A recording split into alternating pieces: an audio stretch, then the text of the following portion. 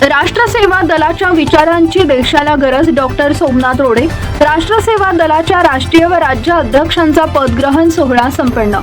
आजचा काळ चळवळींसाठी विपरीत आहे, त्यामुळे देशाला राष्ट्र सेवा दलाच्या विचारांची अधिक गरज आहे. सेवा दलाचे विचारच देशाला आजच्या संभ्रमाच्या काळातून पुढे नेऊ शकतात, असे मत समाजवादी नेते डॉक्टर सोमनाथ रोडे यांनी व्यक्त केले. राष्ट्र सेवा दलाच्या राष्ट्रीय अध्यक्षपदी माननीय अजित शिंदे आणि महाराष्ट्र राज्य अध्यक्षपदी राजा कांदळकर यांनी आज पुण्यातील साने गुरुजी स्मारक पार्वती पायथा इथं पदभार स्वीकारला.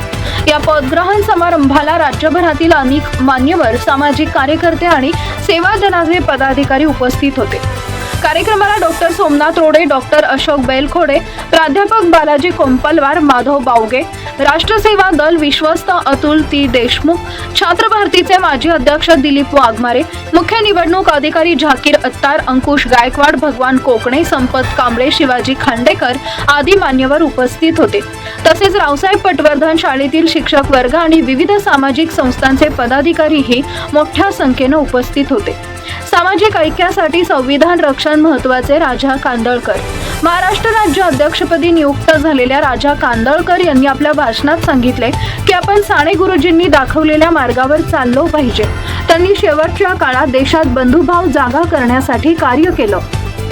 आजच्या परिस्थितीत संविधानाचं रक्षण आणि सामाजिक ऐक्य वृद्धिंगत करणं ही आपली सामूहिक जबाबदारी आहे. ते पुढे म्हणाले की पुढील काळात पर्यावरण जागृती आणि बोलीभाषा संवर्धन या दोन मुख्य विषयांवर सेवा दल काम करणार आहे.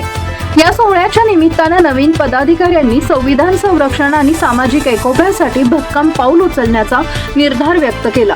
राष्ट्र सेवा दलाच्या माध्यमातून देश सेवा आणि सामाजिक ऐक्याची चळवळ बळकट करण्यासाठी सर्वांनी एकत्र यावे असं आवाहन करण्यात आले.